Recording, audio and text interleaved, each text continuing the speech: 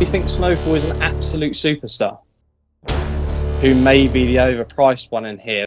I think 40 to 1 is still overpriced. I just pray that we get good to firm ground. I think the further she goes, the better she's going to be. Now, from the best week of the year, Glorious Goodwood.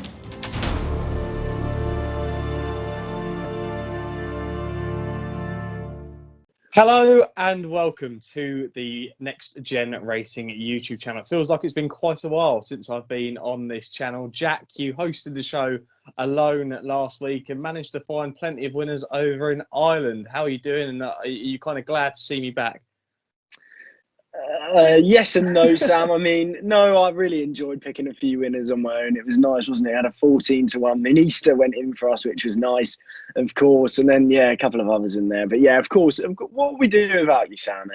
Yeah, exactly. Look, I'm back, and I'm back for... We're only a week away now from the best week of the year, Glorious Goodwood. And just starting with Glorious Goodwood, Jack and I are going to be filming our previous, a two-part preview, very similar to Royal Ascot, where they'll come to you on Sunday and also Monday. And we're lucky enough to be able to film at Goodwood. We're going up there on Friday to film these previews, get some excellent shots for you guys. And thanks to Lucy at Goodwood, who's given us the opportunity to film there. We're looking forward to meeting the team, and we'll probably see the full setup of the event as well. So we're looking forward to that. But that's coming to you on Sunday and Monday. And then obviously we've got our King George preview coming this Thursday. But we're going to do kind of a review of the weekend's action and just a little, not anti-post preview of Goodwood, but a couple of runners that we think at this stage are slightly overpriced. I mean, you're going to see a lot of horses withdrawn in the next week or so. So there could potentially be a few in there that if you wanted to jump on at each way prices now, there is every potential you could. So we're going to give those a mention. But we'll start off with the weekend. We'll start off with the big girl who was in action. That was Snowfall, the English Oaks winner, and now the Irish Oaks winner, Jack. A lot of people doubting this horse and the form of this horse, but she's done those two races now so impressively. She's done it so well. And, you know, favourite for the Arc at the moment, getting the allowance is going to be really fascinating because the two at the top of the market are two fillies in Love and Snowfall, Fraden O'Brien, both two runaway Oaks winners. At this stage, Jack, do we think Snowfall is an absolute superstar? Yeah, I think it's quite hard to say otherwise, isn't it? I mean, she's done the Oaks and the Irish Oaks and just unbelievable style. I mean, the way she's kicked clear and the turn of foot she's shown on both ground. Let's not forget the ground at Epsom was very testing. Of course, it was the opposite of that at the Curran. I mean, she's done it on both ground. Aidan even said she'd prefer the firmer ground, which she did at the weekend, I thought. And to be fair, about 2-3 furlongs out, I didn't think she looked all that comfortable. But I mean, she went straight back on the bridle, kicked away in fine style. And I mean, it's quite funny because we were talking about that the crop of 3-year-olds aren't quite this year. And suddenly we've got Hurricane Lane, we've got Snowfall, we've got Adayar. I mean, the list goes on. So Mark's Basilica, I mean, there's so many top class, especially from the O'Brien camp, which are now having solid art credentials. Yeah, there really is. And I'm fascinated by this whole Love versus Snowfall thing. And I have a feeling in my head we may not see them clash. I don't know whether Aidan's definitely going to put them together. I might actually fancy one of them to potentially go to the Fillies and Mares race on Champions Day. Now, obviously, Aidan has only one arc, but I just think that potentially he might hold one back for that Group 1. We'll have to wait and see, but I don't know whether he'll get Who do you think it would be season. Then? Who do you think it would be? At this stage, who do I think is going to win the Arc? Is that the question? Out of the two, who would you send to the Arc? I would potentially, based on what happens this weekend, obviously we're waiting to see it, but I'd potentially wait and see Love go for the Arc. I do think Snowfall is a superstar, but I think that she could run in the race at Ascot this season and then go to the Arc next year. But Aidan's going to have so many horses prepared for that race. He's going to have so many options, but he could take both fillies on. They could both go there, both favourites in the market, but there's every chance that he could split them, but we'll have to wait and see. I think if they get the testing ground, Snowfall has to go because that would be out of the question for Love, personally. Exactly. Yeah, no, I completely agree. And then potentially Love could then take that switch depending on whether Ascot were to come up firmer. But I mean, Ascot tends to be quite soft around October time. We'll have to wait and see. Jack, was there anything else from the weekend that really caught the eye? Oh, there was a couple in France I enjoyed seeing. I mean, it was nice to see Victor Ledorum finally get his day and show his class in the Group 3. I think it was the Prix-Messidor. He won that quite comfortably. And, of course, a mile may be his trip. And also Atomic Force for Kevin Ryan in the Prix-Robert Papin, I want to call it. That'll do. Yeah, good effort. I mean, Atomic Force has looked like an absolute force to be reckoned with over 6 furlongs on his starting 2 starts in France. I mean, I think he's going to take all the beating wherever he goes over 6 furlongs on testing ground. I think he could have an absolute part to play wherever he goes this year, especially towards the back end of the year when we're looking at testing conditions elsewhere.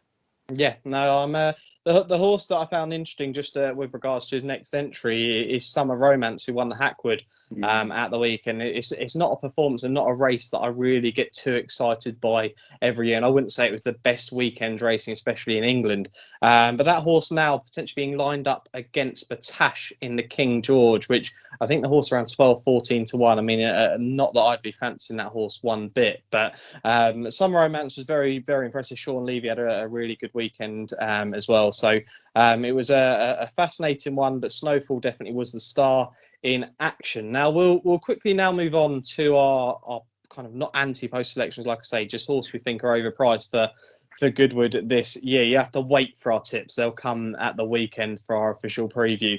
I'll kick things off, Jack, and I'll discuss a horse that I mentioned to you midweek, and that was in the Sussex Stakes, and Tilsit, who may be the overpriced one in here. That horse won the Summer Mile only recently, Ascot. Remember that last year's winner came from the Summer Mile. Mahapa won the Summer Mile and then went on to win the Sussex Stakes. He finished second behind Skeletti in a Group 1 in France. And I just think that potentially 16 to 1 at this stage. I mean, we've obviously got the two at the top of the market, Palace Pier and Poetic Flair. We're all hoping that they're both going to go there. But compared like the horses that could potentially come out and the horses who are in behind in the market, I just think that potentially it could be quite messy this year in behind, and there's a few at decent prices. Obviously, I think 7 to 1 now at Order of Australia, who won at the weekend. I'm not really fancying that horse at all, and I just think a few could get pulled out until 16 to 1 on good to firm ground, which you may get at Goodwood, could potentially be overpriced in there. Remember, this horse actually won the Thoroughbred Stakes last season, which was a bit of a messy race as well, to be honest. There was a few inquiries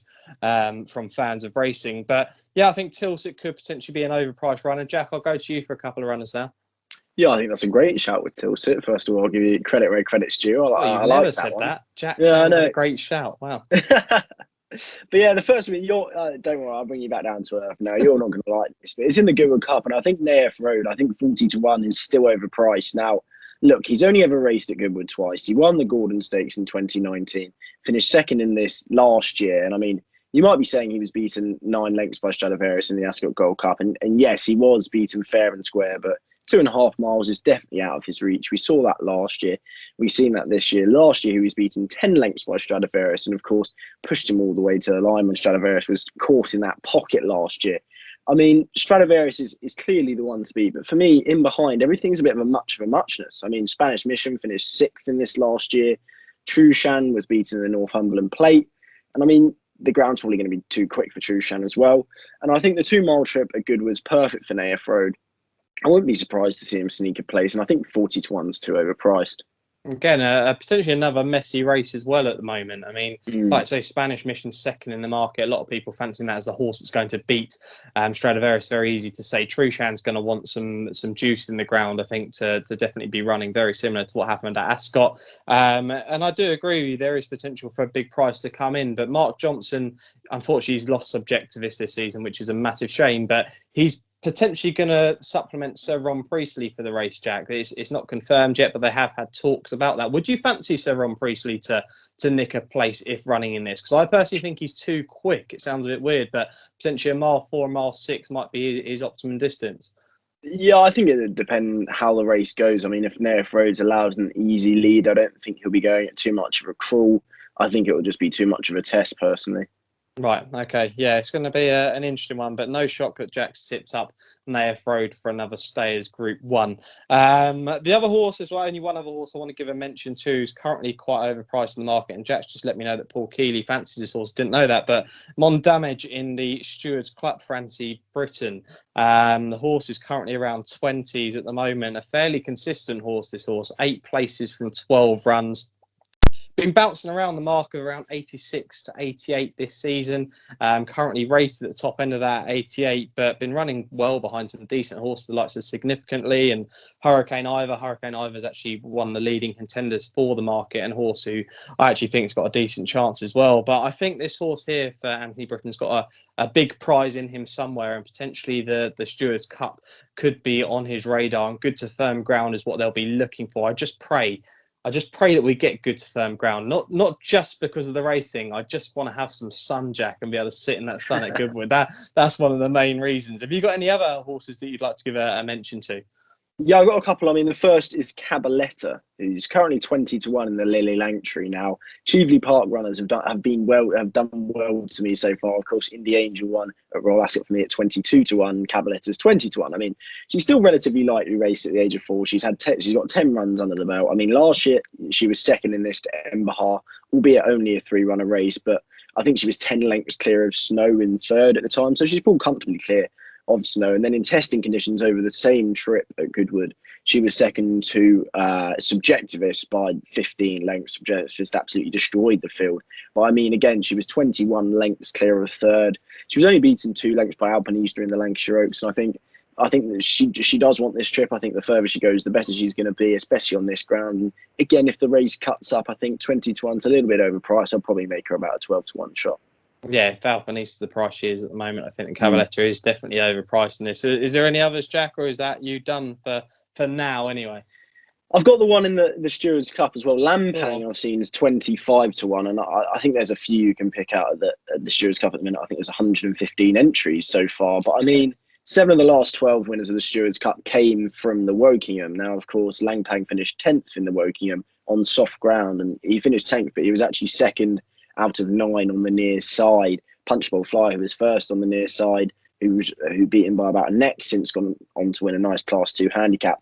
And he was also carrying, Lampang was carrying 9 stone 8, joint top weight with Rohan. And I think he was carrying an absolute mountain of weight. If you give him a bit of a quicker ground over the 6 furlongs in the Stewards Cup, I think 25-1 could perhaps be a little bit overpriced. There we go. A few horses from Jack and a few for myself that are currently overpriced at this stage. Remember, the races are going to cut up, and there's every chance a lot of those might get a little bit shorter in the market. And that's it for this week's review. We will be back with you guys on Thursday for our preview of the King George, which looks a fascinating race at this stage. The battle between Love and Adea. There's plenty of others in there as well to take note of, and we are looking forward to it. And then Goodwood, our previews, like I say, Sunday and Monday. Last year, for those who don't know, it wasn't actually on this channel. We had a sort of a separate channel away from this, but Jack and I absolutely cleared up at this meeting, and we're hoping to do the same again. We put plenty of time and effort into studying for this meeting, Jack. We love it so much, and we're also going to be on with the finishing line on Sunday night as well. So do check us there. They're going to be previewing some festival called Galway and Goodwood as well. So never heard of it. Yeah, never heard of it. No. So we're looking forward to that. Plenty of Goodwood action coming, but we'll be back with you guys on Thursday. Thanks for watching.